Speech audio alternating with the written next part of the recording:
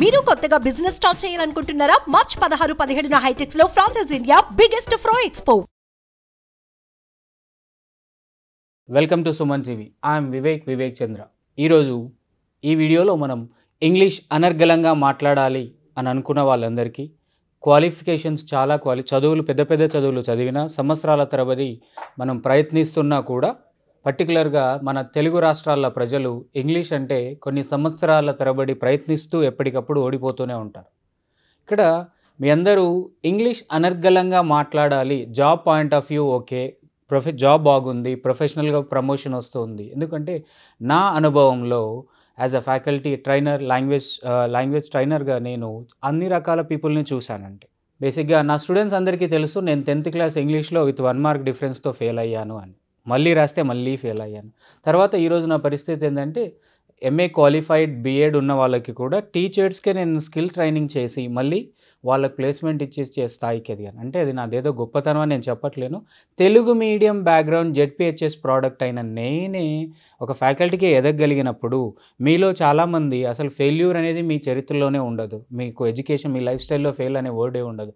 అలాంటి మంది చాలామంది ప్రొఫెషనల్ లైఫ్లో అక్కడ మనం ప్రొఫెషనల్ లైఫ్లో తీసుకుంటే కొంతమంది వస్తూ ఉంటారు. నేనేంటంటే లైక్ హై ప్రొఫైల్స్కి, బిజినెస్ పీపుల్కి, అడ్వకేట్స్కి సర్వీస్ ఇస్తూ ఉన్నప్పుడు, ట్రైనింగ్ ఇస్తూ ఉన్నప్పుడు వాళ్ళు చెప్తూ ఉంటారు, ఐటీ కంపెనీ మేనేజర్స్ లెవెల్స్లో ఉండి కూడా, sir I'm senior most in the organisation, నేను అందరికంటే చాలా సీనియర్ మోస్ట్ అయినప్పటికీ కూడా కేవలం ఇంగ్లీష్ ఫ్లూయెంట్గా మాట్లాడలేకపోవటం వల్ల నాకు వచ్చే ప్రమోషన్ని నా చేతులారా నేను నా జూనియర్కి ఎంకరేజ్ చేయాల్సి వచ్చింది. అండ్ మీలో చాలామంది ఈ పాయింట్ ఒకసారి ఆలోచించుకోండి. మీకు అనిపిస్తూ ఉంటే మీకంటే చిన్న వయసులో వాళ్ళు, మీకంటే తక్కువ వాళ్ళు సబ్జెక్టు పరంగా లేదా ఆ జాబ్ పరంగా మీరు ఏదైతే వృత్తిలో ఉన్నారో ఆ వృత్తిపరంగా మీ అంత అనుభవం లేకపోవచ్చు, నాలెడ్జ్ లేకపోవచ్చు, అయినా సరే కేవలం ఇంగ్లీష్ ఫ్లూయెంట్గా మాట్లాడడం వల్ల వాళ్ళు మీకంటే ముందు ప్రమోషన్ తీసుకోవటం లేదా నెక్స్ట్ లెవెల్కి వెళ్ళటం అనేది.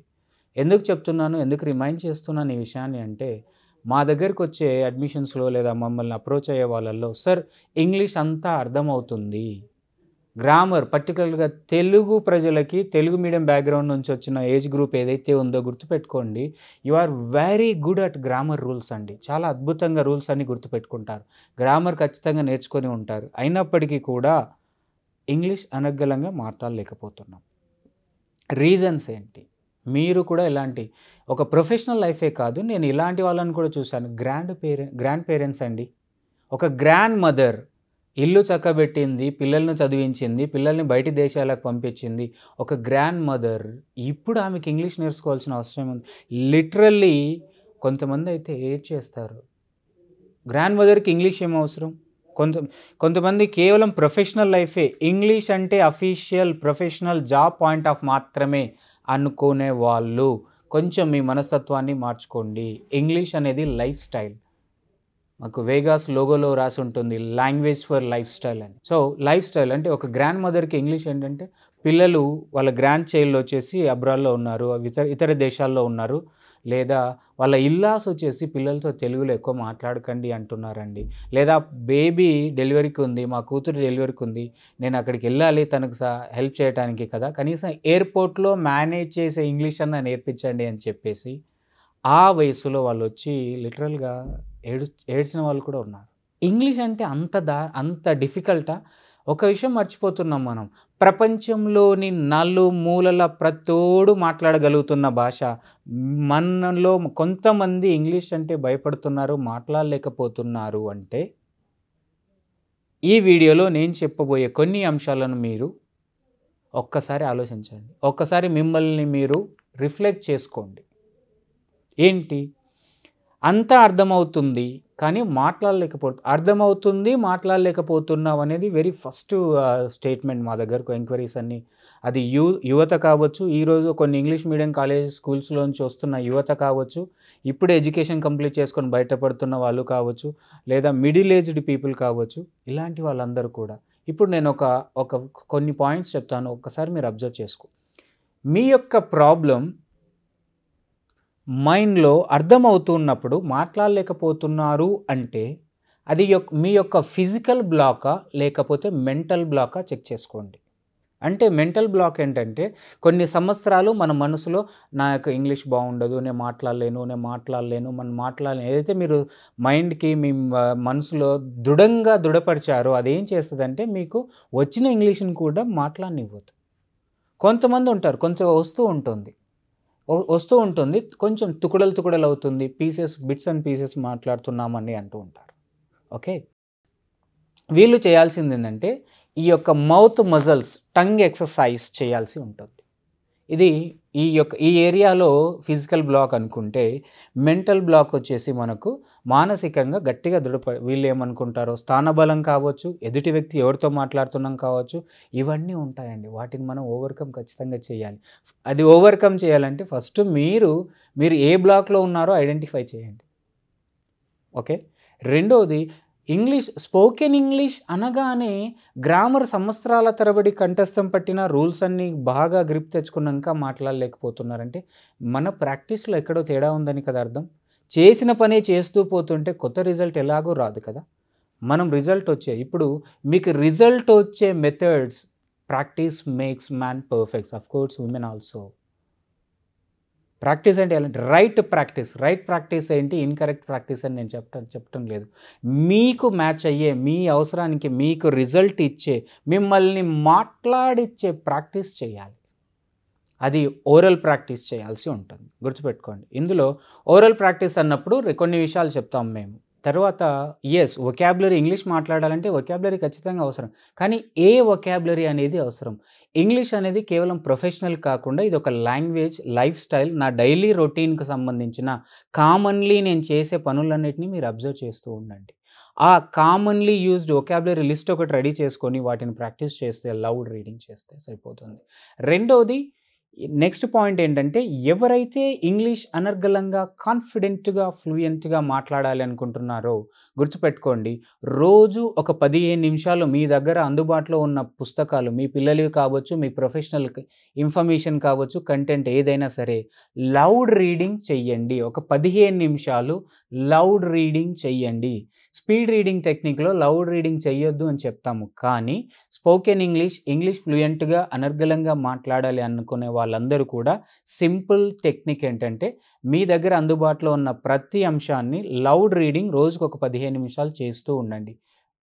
అప్పుడు చేస్తున్నప్పుడు ఏం చేయండి అంటే, ఎవరైతే ఫిజికల్ బ్లాక్, ఈ టంగ్ ఎక్సర్సైజ్, మైండ్లో సెంటెన్స్ వచ్చేసి ఏం చెప్పాలో తెలిసి, అర్థమై మీకు ఏం చెప్పాలో తెలిసి బయటికి రావట్లేదంటే, మైండ్ అండ్ టంగ్ కోఆర్డినేషన్, ఈ రెండింటి యొక్క కనెక్షన్ ప్లగ్ అనేది మిస్ అయింది. దాన్ని ప్లగ్ ఇన్ చేయండి, అంటే ప్రాక్టీస్ చేయాలి. టంగ్ ఎక్సర్సైజ్ మనము ప్రాక్టీస్ చేయాలి. ఏం చెప్తున్నాను? Loud reading. మీరు చదివే మ్యాక్సిమం బుక్స్ అని కూడా 98% మ్యాక్సిమం బుక్స్ అని కూడా అక్యూరేట్గా ఉంటాయి. గ్రామర్ మిస్టేక్స్ ఏమీ ఉండవు. కాబట్టి బై డిఫాల్ట్ మీరు లౌడ్ రీడింగ్ చేస్తున్నదే ఆబ్వియస్గా మీ స్పీకింగ్ అవుతూ ఉంది. అది మీకు హెల్ప్ అవుతుంది.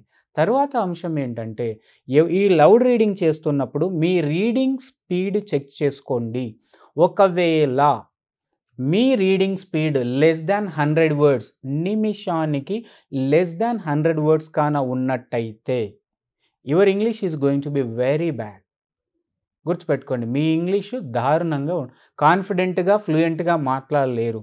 మీ యొక్క లౌడ్ రీడింగ్ స్పీడ్ని మీరు 150 నుంచి 180 వర్డ్స్ వరకు ఇంప్రూవ్ చేయగలగాలి. అప్పుడు మీరు కాన్ఫిడెంట్గా మాట్లాడడం, అదేవిధంగా ఫ్లో అనేది ఇంప్రూవ్ అవుతూ ఉంటుంది. ఈ విధంగా ఒకటి స్పీడ్ రీడింగ్, రెండోది వచ్చేసి లౌడ్ రీడింగ్ చేయటం వల్ల. మూడో అంశం వచ్చేసి, గ్రామర్ వచ్చినా మాట్లాడలేకపోతున్న అనుకున్న వాళ్ళందరూ కూడా ఇక మీదట సిచ్యువేషనల్ ఇంగ్లీష్ మీద మీరు ఫోకస్ చేయండి. మీ యొక్క డైలీ రొటీన్ ఏంటి, మీ యొక్క సందర్భానుసారంగా మీకు సిచ్యువేషనల్ ఇంగ్లీష్ మీద మీరు ఫోకస్ చేయండి. సిచ్యువేషనల్ ఇంగ్లీష్ అంటే ఏంటంటే, ఏ సందర్భం, మనకు ఒకాబ్ అంటాం, క్లాసిఫైడ్ ఒకాబులరీ అని ఉంటుంది.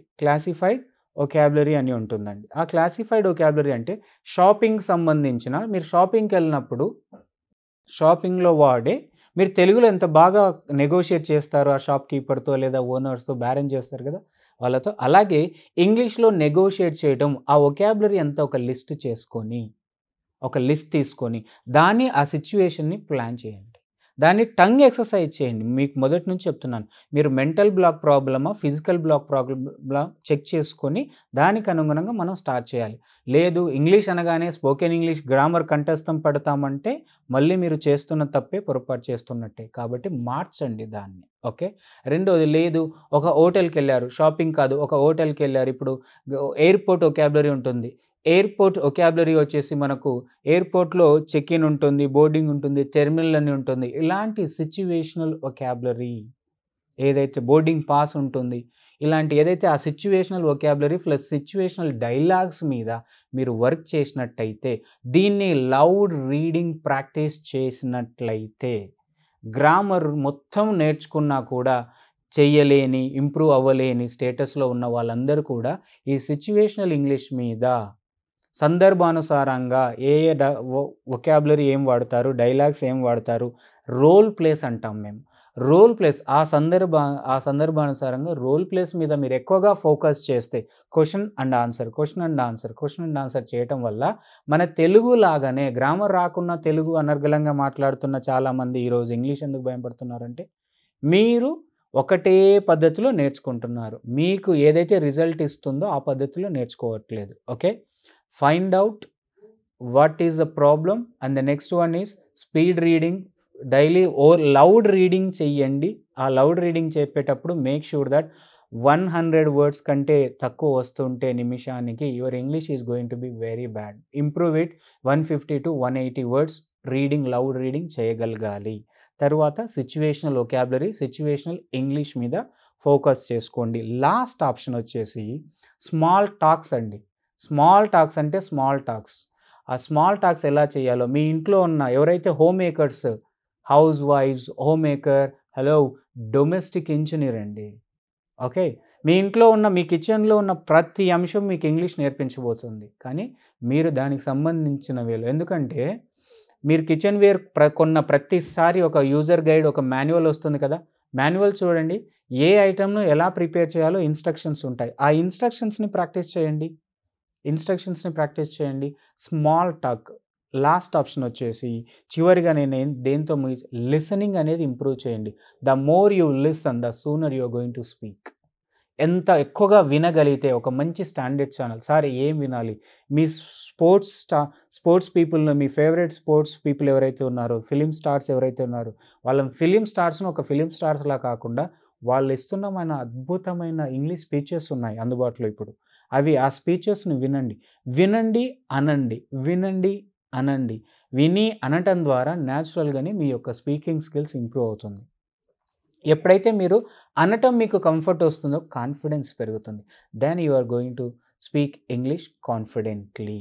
Listening leads to speak confidently.